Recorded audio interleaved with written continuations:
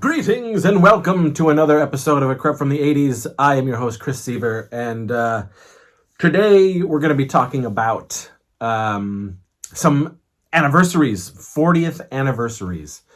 We're going to focus mainly on my favorite television shows that are celebrating 40 years this year. And we have some heavy hitters for show. 1984, folks. Can you believe it? 40 years ago. Little old Seavage was 7 years old. Can you picture me? Scampering around. But first, we're going to talk a little bit about a couple of pickups that I got. Well, not really pickups. They're gifts. Also... I want to thank everybody who did check out the GoFundMe campaign that we've got going on right now. Anybody who doesn't know, I am also a comedy horror filmmaker who's been making movies for 33 years, 64 films out there. You can see a whole shit ton of them on streaming, and you can get physical media, Amazon, all that stuff. But I am currently trying to raise money for my new show, which is called Wellsville Nights. And it's a parody of 80s and 90s teen soap opera shows like Degrassi Junior High, 15, Swan's Crossing, shows like that. And it's all played straight, very, over dramatic, over serious. All the 15-year-olds are being played by 30 and 40 somethings. The absurdity comes in with the dialogue. I write very weird, silly, offbeat, comical shit. And this is no exception. So it may be playing straight. The characters are being played straight. But what's coming out of their mouth is silly. The themes of the show are very silly. We are taking trials and tribulations. Your typical tropes of teenage, bullshit that we all went through. Or on these shows, taken to another level, when it comes to the drugs and alcohol, teen pregnancy, any of those stereotypes, those tropes, those things that those shows always dealt with. We turn them on the head, turn them on its head, and do some really weird, silly stuff with it.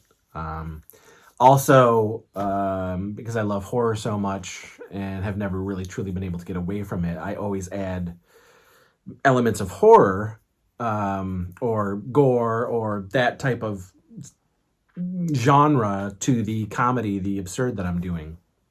And we're doing that with Wellsville Nights. And it's all shot to tape. It's all shot like those shows were old school cameras.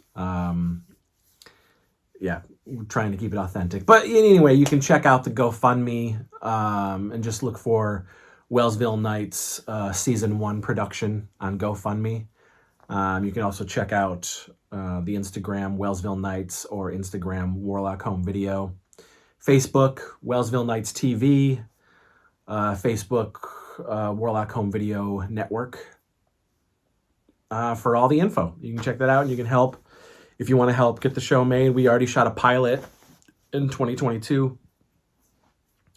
Just pour over the videos that are available there, and you can really get a good amount of info on what the whole show is all about. So, also in sort of keeping with the theme of this show, I do this thing called Saturday Morning Sleepover at my house. I've been doing it for 7 years. I curate nothing but 80s and early 90s television shows, cartoons, commercials, music videos, and oddities, and I edit it all together in a either 8 to 10 hour long marathon. And for an entire day on a Saturday, people come over and we just watch the marathon of 80s and 90s nostalgia that I edit. And it's really fun, and we've been doing it for, like I said, 7 years. In the past couple of years, I've been offering certain a certain number of a version of the Saturday morning sleepover for other fans to enjoy, since they can't come to my home and, you know, be a part of it with all of us. And the newest volumes are Volume 6 and the 1984 volume. They're $25 each, and we have 4 copies left of each.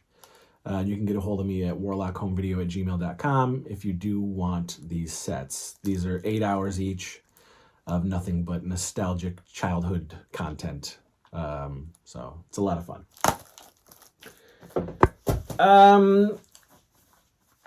My buddy, so I went down to Long Island to hang with my buddy Bobby Heckman and Sean King. And we were shooting stuff for the Wellsville Nights campaign. And for something else, which I shot my last feature this past summer of 2023, and we're not allowed to talk about it yet. It's coming out through makeflix.com sometime this year. Small theatrical run sometime this year. They're not really letting us say much about it, but we shot some stuff for that as well. But I was gifted some stuff.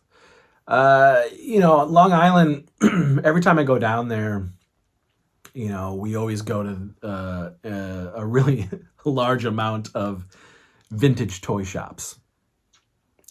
And it's a love and hate situation for me, because I never have the money to really get the stuff that I want, but I love seeing the stuff. But I was gifted some stuff. So Bobby gifted me some little VHS magnets that are down on my fridge right now, but of all the Friday the 13th films. Bobby and I share a love.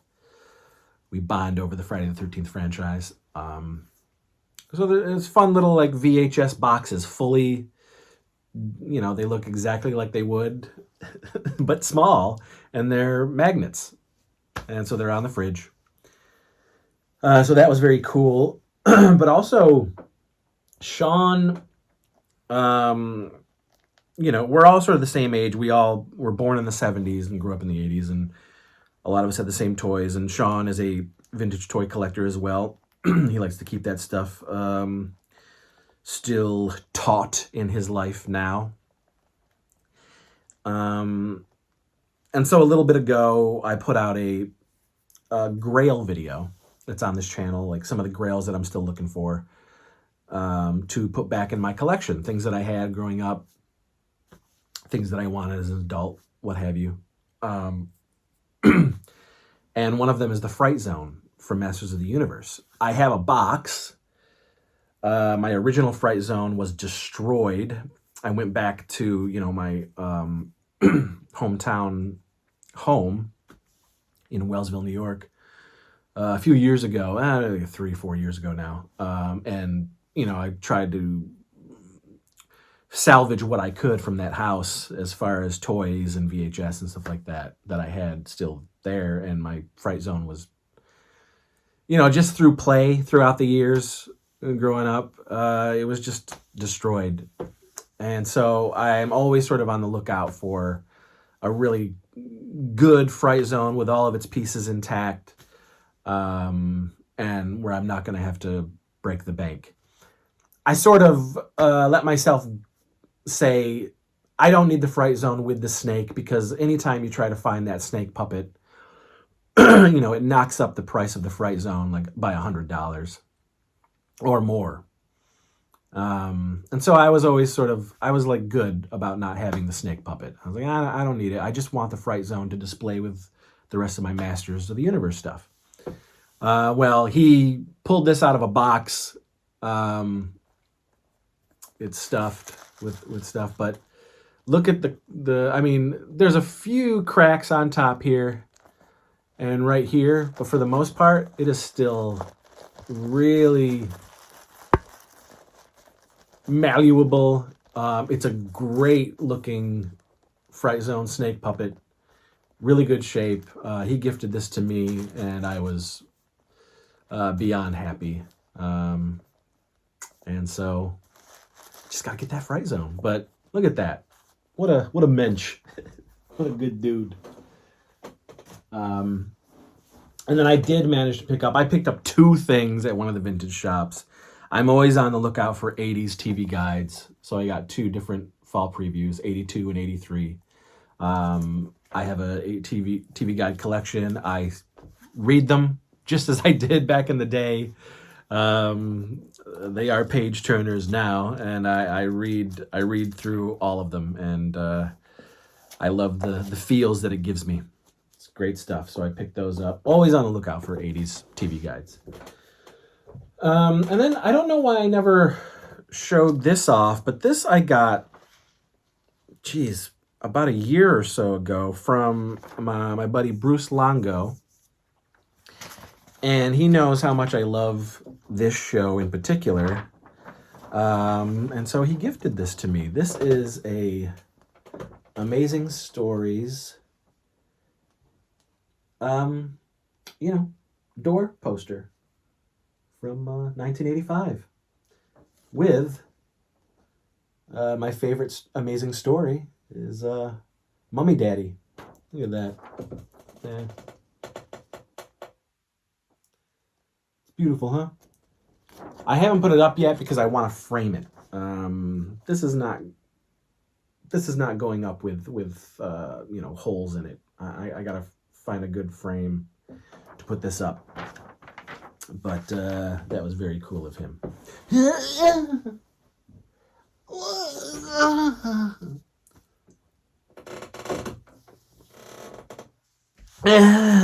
All right, so let's get into the nitty-gritty. 1984, amazing year.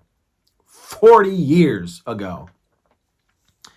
7-year-old Chris was experiencing these shows and cartoons for the first time because they were on for the first time. These are shows that debuted in 1984 and hooked me.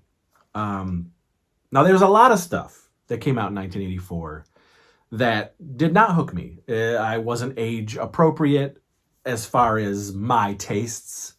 You'll actually be surprised at some of the shows that I did watch.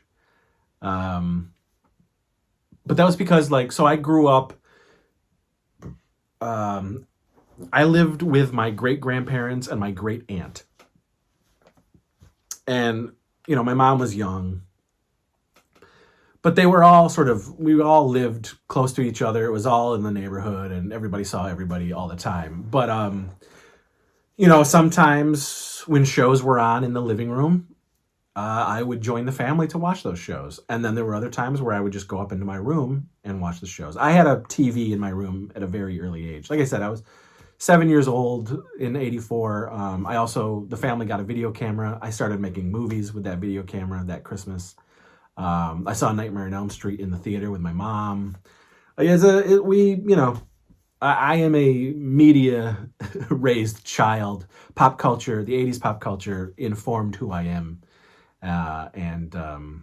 We saw movies and all the time. Went to the theater. It's just who we were. Certainly who I am. So these are just shows that matter to me. You can love the shows that you love, and I'll never question you about it, or I might question you about it, make fun of you. But it doesn't matter. It doesn't matter what I think. As long as you love something, that's all that matters. And it's the same for me. You can throw all of your arguments and dislikes or likes my way. It doesn't matter because these are the things that I personally like or love. And that's how I am with anything. I don't give in to what other people think is the right thing to like or love or whatever. It's just, these are my opinions, and that's just how it is. But wow, I have a few friends, Bobby Heckman, who seems to think that 1984 is the greatest year of the 80s of all time. I push back on that. I agree that it is one of the greatest years in the 1980s, but I also think that 1985 is right next to it. And let's face it, if you were to go down a list of the things from 1980 to 1989, from me, you're always going to get the same answer. What is the best decade of all time? Well, it's the 1980s. I was able to experience it from 80 to 89 in all of its glory. And I have a great memory starting from when I was 4 years old. I remember so much, and I'm able to recall so many stories and so much of my youth. I am blessed by Crom that way. And so I think there's amazing stuff in every year of the 80s. But 84 and 85, those two it's like a double D dream, perfect breast size for me. Double D. All natural. Yeah, we go there. We're going to go there. But back to back, brother. 84, 85. So these are some of the things in 84 that I love as far as TV goes. We're going to do another episode that focuses on like the music and the movies of 84 that I love. And these, like I said, these are like coming out the gate. These are shows that debuted in 84 and, took my little breath away. Took my 7-year-old breath away at that time. I couldn't believe it. Shows. And these shows, I still watch. Maybe not all the way through, because there's some here that do not hold up in the way that they did when you were, 7 years old. But a large portion of them for me do hold up, and I still watch to this day. So coming out fresh, coming out the gate, 1984, we got Night Court. You best believe I was watching Harry Anderson do his magics and laying out the law with that gavel, with that magical gavel. However, it wasn't a show that a 7-year-old would seek out on his own. At least I didn't. This was a show that I definitely watched with the family in the living room. And I didn't watch it religiously. Of course not. I had other things. I was 7. I had other things in my mind. Kate and Allie. Now, Kate and Allie was a show that I would watch with my great aunt. The Facts of Life. Love that show. And I would watch that with my great aunt. But I like Kate and Allie. I like it. To this day, I like it. I think it's pretty good. The cartoon Heathcliff. You still remember that theme song? Shooky Levy. You know the one. Then they did Heathcliff and the Cadillac Cats. But it was a syndicated cartoon. And I do not have it in my collection. It's one of those cartoons that I personally, it does not hold up for me, but the song is relevant. So many songs from TV shows and cartoons are just pure heat. So good and so catchy. And that was, for the most part, Shooky Levy. Shooky / Levy. Shooky Levy when it came to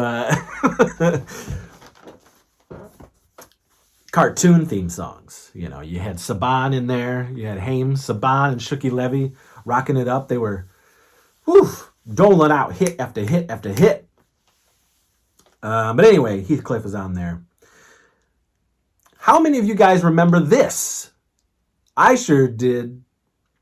Turbo Teen. This was a Hanna-Barbera / this was Ruby Spears. This was all those guys, the Hanna-Barberas and the Ruby Spears and the intertwining of these companies, and they would make these ridiculous TV shows. I'm a Hanna-Barbarian. I love Hanna-Barbera. They are my favorite kids type shows growing up, cartoon wise. Hanna-Barbera. I didn't really like the Looney Tunes ever. Hanna-Barbera was more my kind of, you know. But Turbo Teen, this kid turned into a car. You know?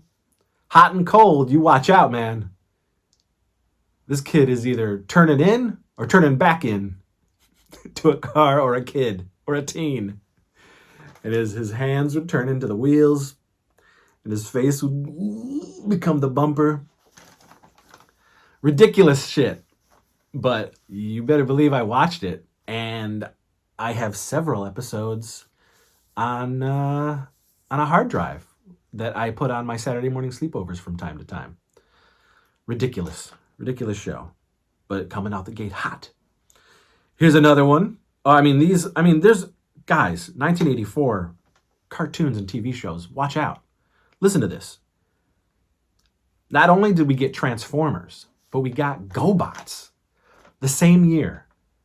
We got the toys, we got the cartoons, we got all the merchandise. It was hitting us in the grill like a big old Peter North blast, non-stop. A puree of baby chowder. It was just pouring all over us. And we were, we were blessed for it. And I liked both. You know, I don't know if I hung out with kids who had a preference. You know what I mean? I guess Transformers was more, they were a little more expensive and far more detailed in the world of the lore and everything. But GoBots were fun too, man. And I had them both. And I still love both of those franchises to this day. I own the cartoon series. They are on the 80s physical media shelf. And I have a couple of the toys, and I'm on the lookout for some of the toys as grails to recollect to get back in my collection. If you want to watch that Grails video, it's on the channel down below. But damn, GoBots and Transformers, 40 years old. Crazy, guys. Man, I have a large friend group. I consider them my extended family. I love them. They've, been in my life for over 2 decades now. And some of them do not like this show, and it always boggles my mind. But they don't like the Smurfs either. But they don't like Snorks. But I liked Snorks. And I still like Snorks. And I own it. But Snorks was coming out. Another Hanna-Barbera. It was the Smurfs, but underwater. And they could breathe with their little snork.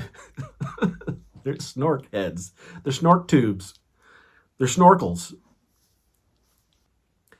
The Muppet Babies. If you know me, if you know the channel, you know I'm a giant Jim Henson's fan. I'm a giant Muppet fan. Sesame Street, Fraggle Rock, The Muppets. Whatever the guy touched, I was in love with. I think he's a genius. I think that whole crew, that the Henson Company, the Muppet players, all those guys were geniuses, are geniuses. And Muppet Babies was one of those things that I 100% watched. Now, if there were good quality versions of the show, I would own it. It's few and far between as far as looking, being able to find good quality copy of the episodes. The ones that I have found, I do own. Like I kept on a hard drive, and I'll throw them in Saturday morning sleepovers from time to time. Mostly the theme song, because the theme song is killer. But because of the music and movie rights, I'm sure that's why Muppet Babies has never gotten a 100% official DVD or Blu-ray release, because they they showed so many clips of different shows and movies in the show because they'd go into their imagination, and that meant sometimes they were walking into Indiana Jones or whatever, Star Wars, that type of stuff, Superman. But 40 years old, man, Muppet Babies.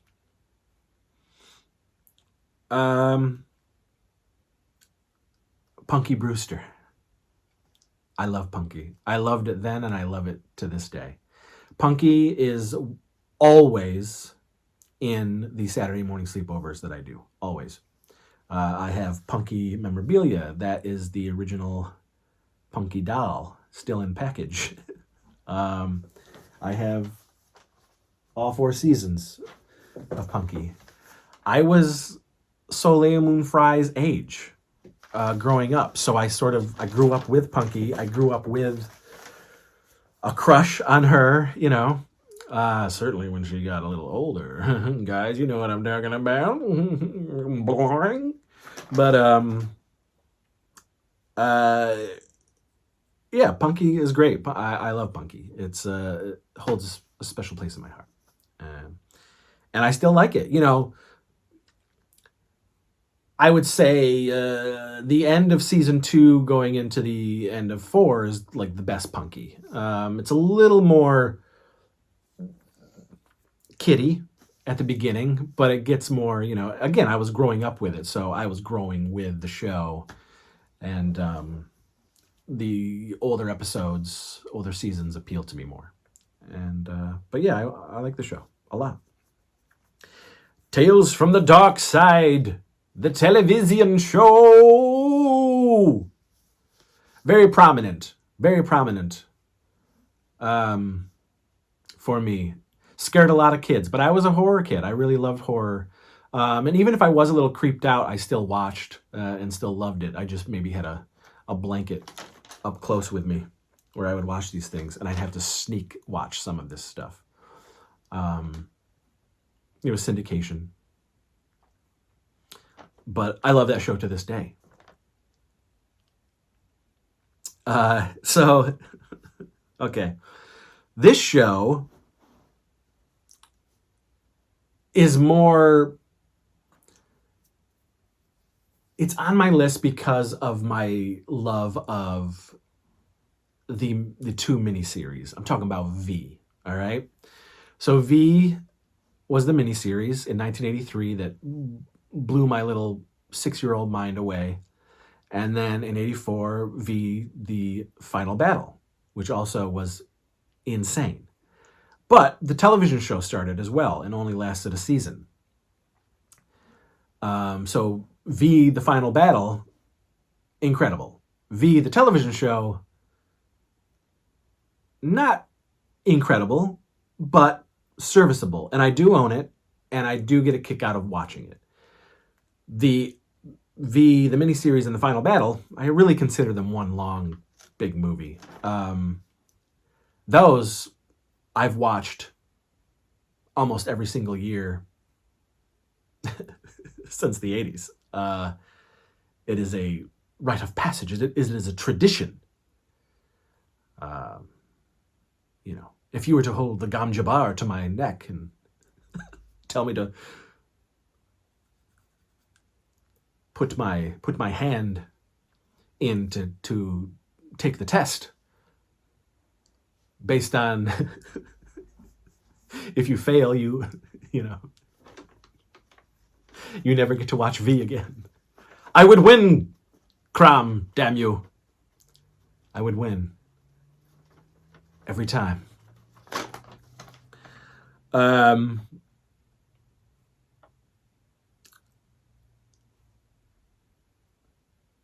Kid video. How many of y'all remember Kid video? I did a video about Kid video on the channel many, many, many years ago. You can check it out. So for me, Kid video doesn't necessarily hold up, but I have such nostalgia for it that it's special to me. So these guys, they're actors, but they were musicians as well.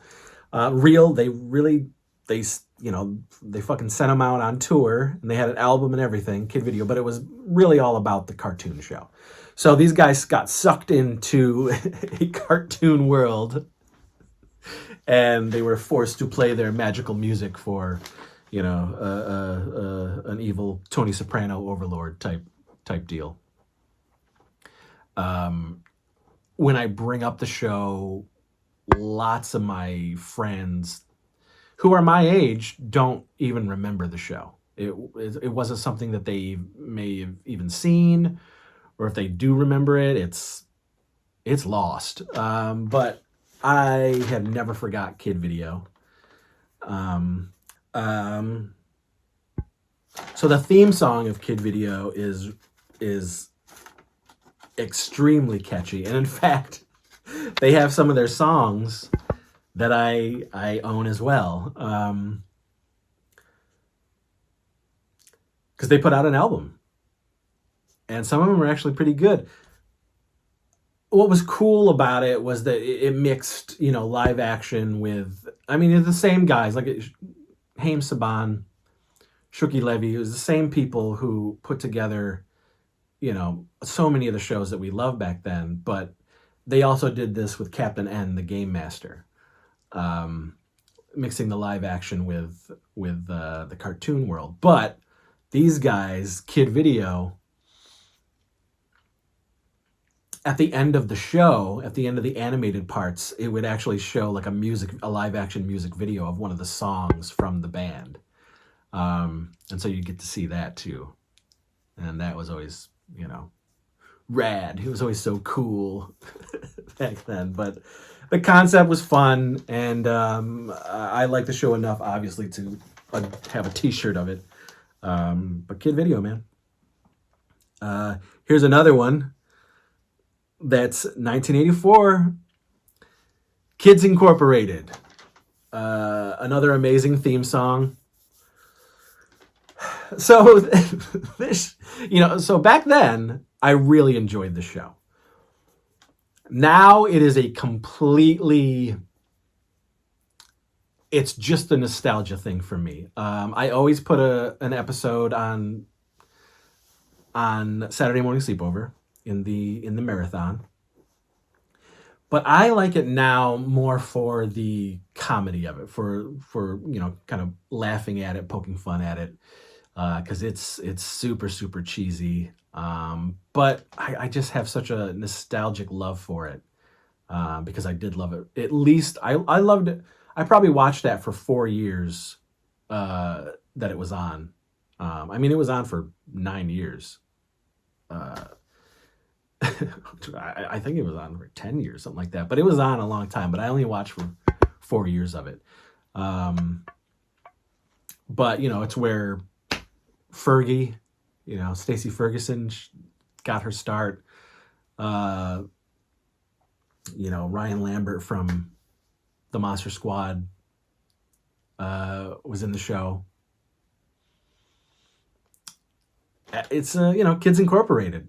That's a show that's never going to see the light of day as far as physical media is concerned. But you can find really good, cleaned up versions of episodes. And that's how I've been able to, put together what I have for Saturday Morning Sleepover. And then the last show that came out in 1984 that I watched all the way till the end back then, and I still love it to this day, is, hey, who's the boss? Hey, who's the boss? Will be back in a moment. Stick around. Angela, Samantha, Jonathan, Mona. But, yeah, Who's the Boss? Fucking great show, man. So good. Part of my life. Never going to go away. The thing that sucks about it is they only put out the first season on DVD, which is a crime. It makes no sense to me. That show was so popular. I just don't get it. But if you have Hulu, every season is on Hulu. right now, and you can watch it. What a gift! What a gift, Tony. You doing that? But so those are the shows and cartoons that I loved and love now. Celebrating 40 years. Wow, guys. It's crazy. Crazy. Let me know what you think. Let me know if you like any of these shows. What are some of the shows that you like, back then that you would watch all the time? Are these on your list? Did these affect you? Would you watch them to this day? I'm a, special breed of of nostalgia warrior. There's a bunch of us out there, but not as many as you'd think who actually relish and enjoy staying in this time period and reliving those times and reliving those shows. It is a part of all of this stuff. The 80s is still very much a part of my life every single day. And so, it's going to be different. So you might be thinking, oh man, I could never watch that stuff now because it's just so cheesy and, it doesn't affect you in that way anymore, which is fine. But I'm curious to know.